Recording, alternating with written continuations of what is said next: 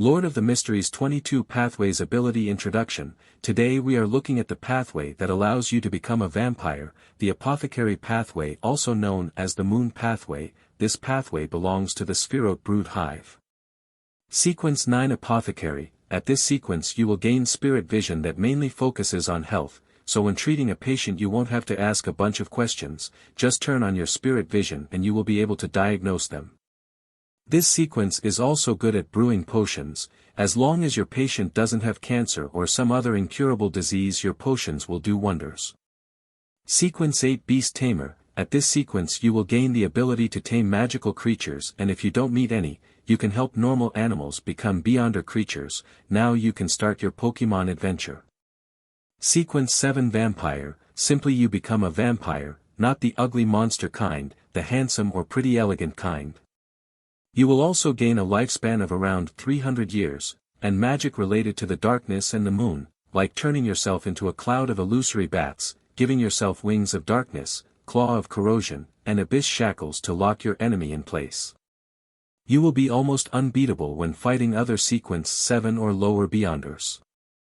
Sequence 6 Potion Professor. Advancing to this sequence will grant you the ability to discern spiritual material. You can create potions or perfumes with all sorts of different effects like invisibility, shadow sneak, night vision, and fire breathing.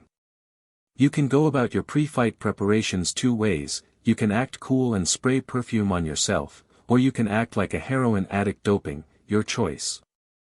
From translator, I added the part about the drugs because I thought it would be funny. The pre-translation video only had the first part. Sequence 5 Crimson Scholar. At this sequence you will gain the core abilities, Full Moon, Flash Teleportation, and turning yourself into moonlight.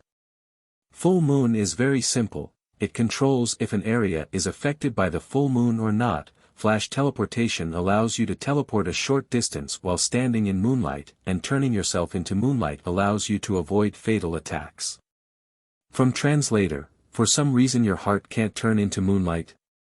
That seems like a really big flaw. Sequence 4 Shaman King. At this sequence you will easily live to 1000 years of age. You will also gain substitution spells and the Gaze of Darkness. This ability allows you to turn your eyeball into a voodoo puppet of a person you see. Grabbing the eyeball will restrain your target, and crushing your eyeball will gravely injure or straight up kill your target. Even though it may sound like you can only use this ability twice because you only have 2 eyeballs, but you will have incredible regeneration allowing you to grow new eyes quickly.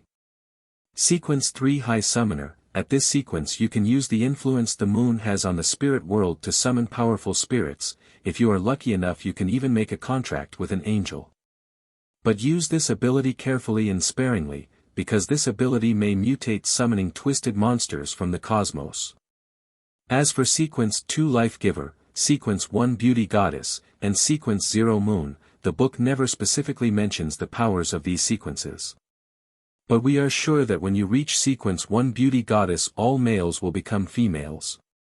From translator, fun fact: in the Chinese Lord of the Mysteries community, Mr. Moon, Mr. Star and Mr. Sun are collectively known as the 3 celestial idiots.